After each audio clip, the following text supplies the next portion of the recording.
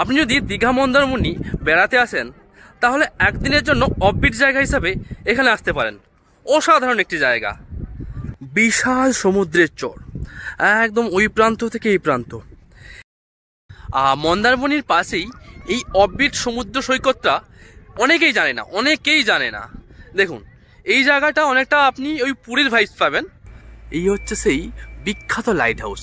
দেখুন এই উপরে যে কয়েকটা সোলার প্যানেল রয়েছে, ওখানে আলো জ্বলে। সমুদ্র থেকে মোহনা হয়ে এই ট্রলারগুলো এখানে আসছে, আর এখানে সমস্ত মাছ লোডিং আনলোডিং হয়। এমন কোনো বাঙালি নেই যারা দীঘা সমুদ্র কিংবা মন্দারমণি দর্শন করেননি। কিন্তু এই দীঘা সমুদ্র কিংবা এই মন্দারমণির পাশেই কিছু অফবিট জায়গা রয়েছে, যেগুলো আপনারা অধিকাংশ লোকেরাই জানেন না। সেই অফবিট জায়গার একটি জায়গা আজকে আপনাদের জন্য তুলে ধরছি। ভিডিওটা শেষ পর্যন্ত দেখুন, আশা করি ভালো লাগবে।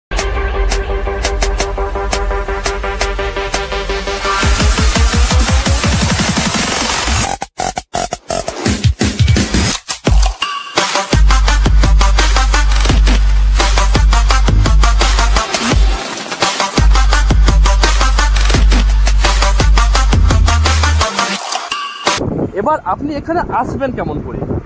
তো এখানে আসতে হলে আপনাকে আসতে হবে প্রথম, আপনি যদি কলকাতা থেকে দীঘা আসেন, আপনি কাঁথি বাস স্ট্যান্ড পাবেন। কাঁথির আবার 4টে বাস স্ট্যান্ড রয়েছে। তো কাঁথির শেষ বাস স্ট্যান্ডটি অর্থাৎ দীঘা বাইপাস। এই দীঘা বাইপাস থেকে আপনাকে বাঁ দিক নিতে হবে। বাঁ দিক নিলে আপনি কাঁথি শহরে আসতে পারবেন। ওই কাঁথি শহরে ঢুকে আপনি জুনপুর মোড় পাবেন। ওই জুনপুর মোড় থেকে সোজা ধরে আপনাকে 10 কিলোমিটার পথ আসতে হবে। 10 কিলোমিটার আসার পর এই সোজা গেলে আপনি জুনপুর পাবেন। তো এবারে বাঁ দিক নিতে হবে। জুনপুর না গিয়ে পুরো বাঁ দিক নিয়ে সোজা এগাবো। প্রথমে রাস্তাটা একটু খারাপ হবে, তারপর রাস্তা আপনি ভালো পাবেন। আপনি যদি চান দীঘা থেকেও মেরিন ড্রাইভ ধরে আপনি এই রাস্তা আসতে পারেন। অর্থাৎ দীঘা যে মেরিন ড্রাইভটা নতুন হয়েছে, সে দীঘা মন্দারমণি হয়ে সোজা আপনি এখানে আসতে পারবেন। তো দীঘা থেকে এখানে আসতে প্রায় 30 থেকে 35 কিলোমিটার মতো লাগবে। তো এই রাস্তা দিয়ে এলে আপনার সুবিধা কী হবে? আপনি চারিদিকে সমুদ্রের দর্শন করে আসতে পারবেন, এবং এই রাস্তাটার দৃশ্য অসাধারণ। আপনার একই সাথে রাস্তা ভ্রমণও হয়ে যাবে, সমুদ্র দর্শনও হয়ে যাবে।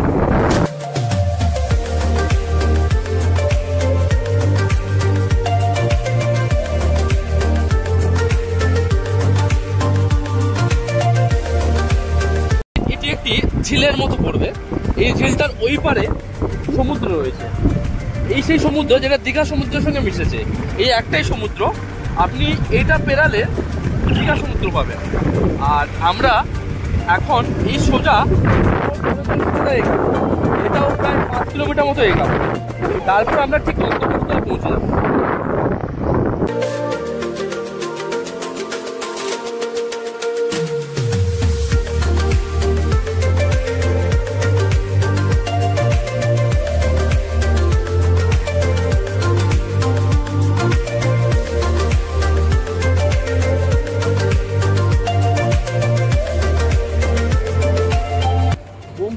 সেই বিখ্যাত উপন্যাস কপালকুণ্ডলা, সেই কপালকুণ্ডলা অরিজিনাল নিদর্শন এখানে রয়েছে। এই দেখুন কপালকুণ্ডলা কালী মন্দির।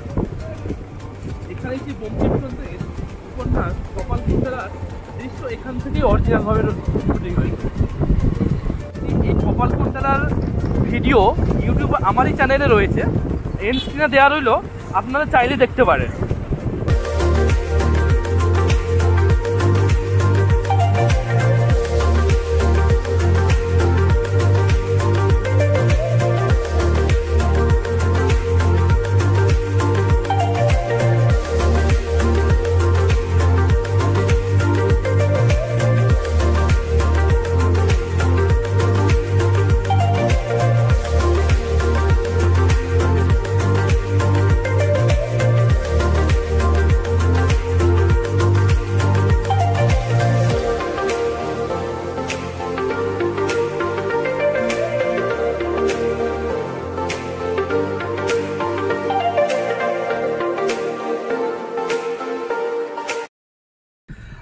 এটা হচ্ছে সেই দারিয়াপুরের লাইট হাউস।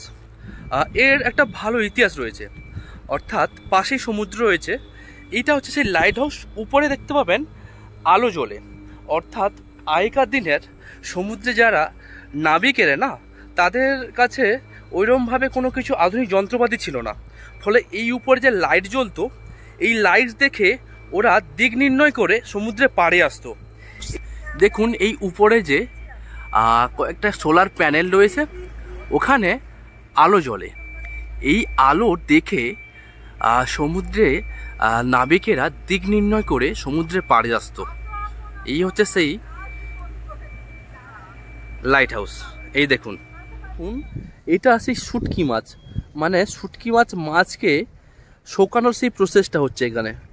প্রচুর শুটকি মাছ, সারি সারি শুটকি মাছের গোডাউন বলতে পারেন এখানে। এই দেখুন ঝোলানো রয়েছে, আর এখানে সব শুটকি মাছ সব রাখা হয়েছে, রোদে শুকিয়ে শুটকি মাছ তৈরি প্রসেস হচ্ছে এখানে। এই হচ্ছে পেটুয়াঘাট বন্দর। তো এখান থেকে ছোট ছোট নৌকাগুলো বা স্টিমারগুলো থাকে। তো এই স্টিমারে করে আমরা এই ছোট নদীটা পার হব। দেখুন এই হচ্ছে সেই পথ। সব ছোট ছোট ট্রলার বা বড় ট্রলার সব রয়েছে, অসংখ্য ট্রলার। এই ট্রলারগুলো দীঘা সমুদ্রে মাঝখানে গিয়ে মাছ ধরতে যায় এই ট্রলারগুলো।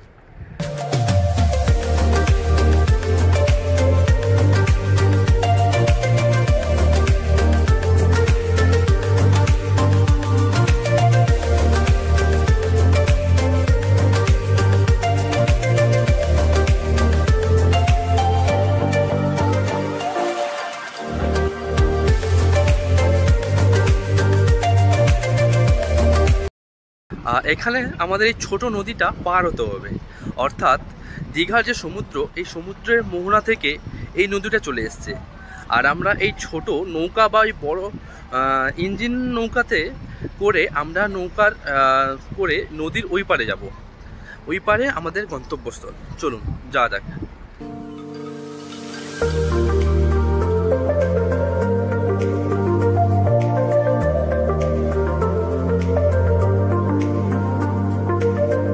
দেখুন ওই পার থেকে যাত্রী নিয়ে এই পারে আসলো, এবার এটি আবার আমাদের নিয়ে ওই পারে যাবে।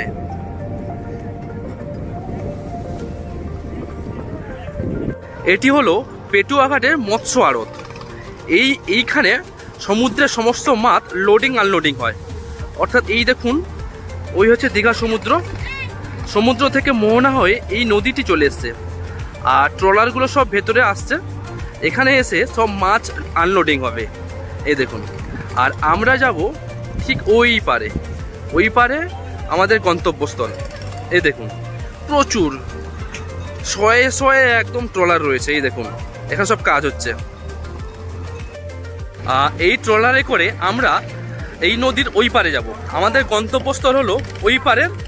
আর এই দেখুন পেছনে দীঘা সমুদ্র। এই দীঘা সমুদ্রের মোহনা থেকে এই নদীটা বেরিয়ে এসছে।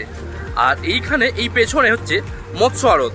সমস্ত সমুদ্রের মাছ এখানে এসে আনলোডিং বা বরফ সব কিছু এখানেই হয়। দেখুন পেছনে একটি ছোট নৌকা আসছে, এটা দীঘা সমুদ্র থেকে আসছে, মাছ নিয়ে আসছে। এই সমুদ্রের মাছগুলো এই নৌকাতে আসছে, এরপর এই মাছগুলো এখানে আনলোডিং হবে।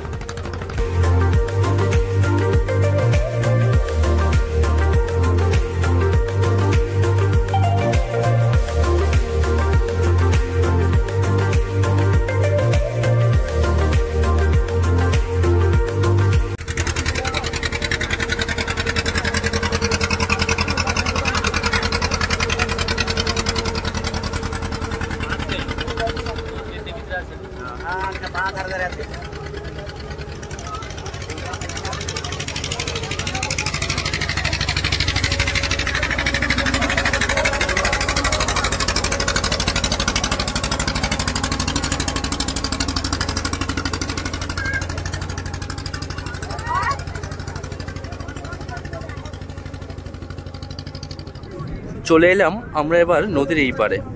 খুব বেশি নয়, আমাদের বোট রাইডিং হার্ডলি হলে 5 মিনিট মতো লাগলো। 5 মিনিটের পথ অতিক্রম করে এখন আমরা এই পারে চলে এসেছি। দীঘা সমুদ্র কিংবা মন্দারমণি আপনারা তো অনেক ঘুরেছেন, কিন্তু এই দীঘা সমুদ্র কিংবা এই মন্দারমণির পাশেই কিছু অপিট জায়গা রয়েছে। আপনারা অধিকাংশ লোকেরই এই জায়গাগুলো জানেন না। তো আজকের গন্তব্যস্থল হল এমন একটি জায়গা, দীঘার পার্শ্ববর্তী একটি অপিট জায়গা। আজকে এটা তুলে ধরবো আপনাদের জন্য।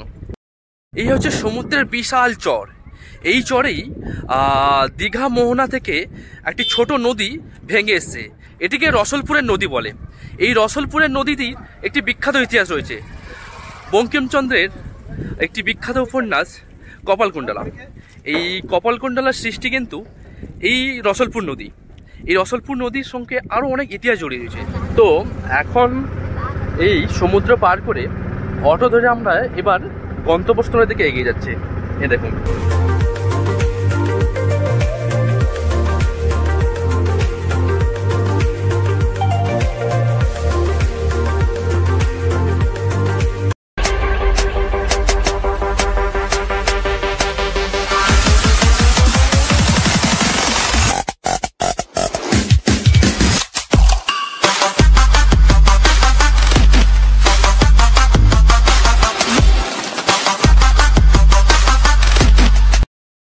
এটি হচ্ছে হিজলি নদী, অর্থাৎ এই বঙ্গোপসাগরের একটা অংশ যেখান থেকে মোহনা হয়ে নদী ভেঙে এসছে। এটিকে বলা হয় হিজলি নদী। আপনি এই হিজলি নদীতে অনেকটা ওই পুরীর ভাইবস পাবেন। এই দেখুন, বিশাল সমুদ্র, বিশাল সমুদ্র, আর এখানকার পাড়টা অনেকটা দূর বিস্তীর্ণ, চোখ পাবে না। আর পেছনে দেখুন কি সুন্দর গাছপাতা রয়েছে। এটাও সমুদ্রের ভেতরেই। আর এই জায়গাটা আগে যেতে পারতাম, কিন্তু এখন এই জায়গাটা বেড়া দিয়ে ঘিরে দিয়েছে, তাই ভেতরে যাওয়া যায় না। দেখুন, বিশাল সমুদ্রের চর, একদম ওই প্রান্ত থেকে এই প্রান্ত। এখানে আপনি দীঘার মতো সেই বড় বড় বোল্ডার পাবেন না। অনায়াসে এখানে সমুদ্রে স্নান করতে পারবেন। এটি অনেকটা ওই পুরীর সমুদ্রের মতো। এই দেখুন, অনায়াসে আপনি স্নান করতে পারবেন। এই দেখুন, বিশাল সমুদ্রের চর।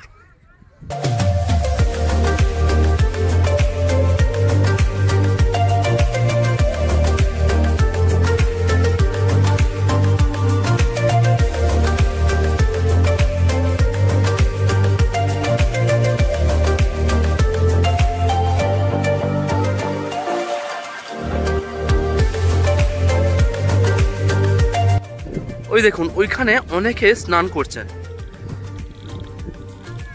আর আপনি দেখেন এই সাইডটা, এইখানেও অনেকেই স্নান করছেন এই জায়গাটিতে। এই দেখুন, মন্দারমণির পাশেই এই অফবিট সমুদ্র সৈকতটা অনেকেই জানে না। দেখুন, এই জায়গাটা অনেকটা আপনি ওই পুরীর ভাইবস পাবেন, অথচ অনেকেই এই জায়গাটিতে আসেন না। তো দীঘার মতো এতটা কোলাহল বা মন্দারমণির মতো এতটা কোলাহল পাবেন না। একটু নিরিবিলি জায়গা, বাট আপনি সমুদ্রের পুরো ফিলটা এখানে পাবেন, কারণ সেই বঙ্গোপসাগরেরই একটি অংশ এই জায়গাটাতেই গেছে। আর এই দেখুন, পেছনে বিশাল বিশাল সমুদ্রের চর রয়েছে, আর পেছনে উপকূলবর্তী সব গাছপালা রয়েছে।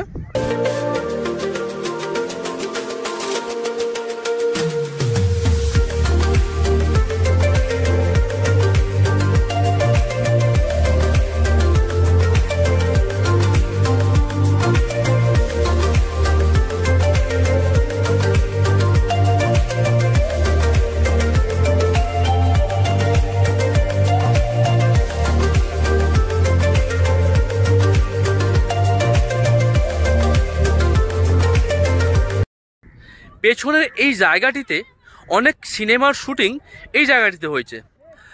পেছনে ওই যে গাছগুলো রয়েছে, পাতাবিহীন গাছগুলো রয়েছে না, ওই জায়গার থেকে অনেক শুটিং হয়েছে।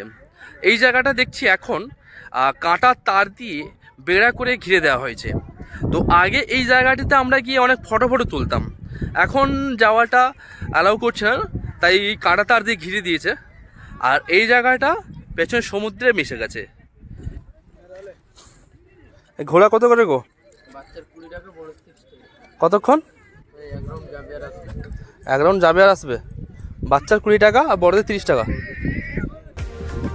এই হিজলি নদীর পাশে অনেক ছোট বড় সব দোকান রয়েছে। দেখুন, এই সমস্ত দোকানে এলে আপনি বিভিন্ন রকম হোটেলের খাবার কিংবা বাকি সব জিনিসপত্র কিনতে পারবেন এই জায়গার থেকে। এরকম প্রচুর দোকান রয়েছে।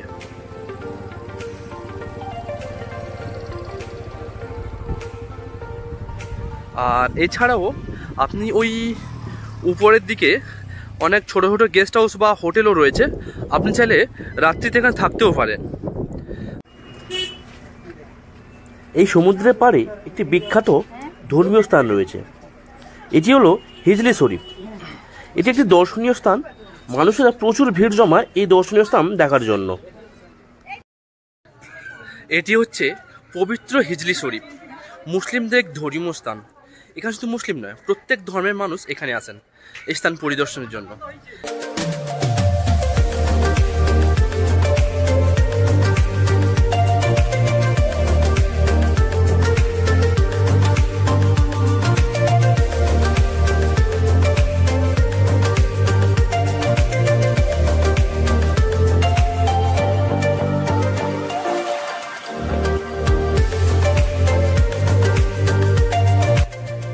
এই যে লোহার মোটা রডটি দেখছেন, এর একটি আশ্চর্য ইতিহাস রয়েছে। আপনি যদি এই লোহার রডটি কাঁধে করে এই গাছটির চারদিক প্রদক্ষিণ করতে পারেন 3 বার কিংবা 5 বার, তাহলে আপনার মনের ইচ্ছা পূর্ণ হবে। অনেক বাহুবলী মানুষও রয়েছেন যারা এই লোহার রডটি তুলতে পারেন না, কিন্তু আশ্চর্যের বিষয় হলো এই যে অনেক মহিলা কিংবা অনেক রোগা পাতলা শরীরের ছেলেমেয়েরা এই লোহার দণ্ডটি অনায়াসে তুলে নিতে পারেন। এটি হলো এখানকার এক অন্যতম আশ্চর্য জিনিস। তাই দেরি নয়, আপনিও কোনো একদিন দীঘা বা মন্দারমণি এলে একদিনের জন্য অফবিট জায়গা হিসেবে এখানে ঘুরে যান।